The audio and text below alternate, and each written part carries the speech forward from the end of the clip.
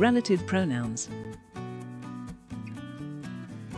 Where, which, and who. Places. This is my house. I am living here.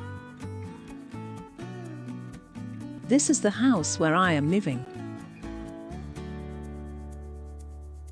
Things and animals. This is your ball. You left it in class.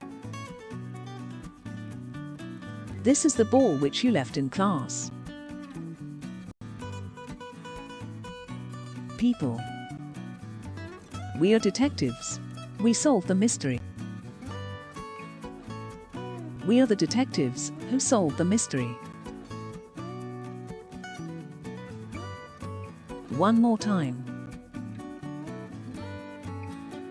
This is her school. She studies here. This is the school where she studies. Thank you for your email.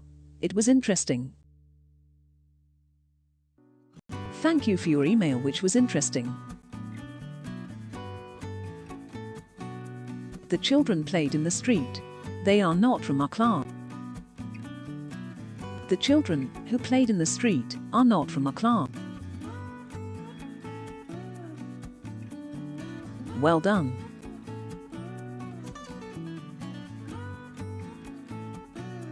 See you soon in the next video.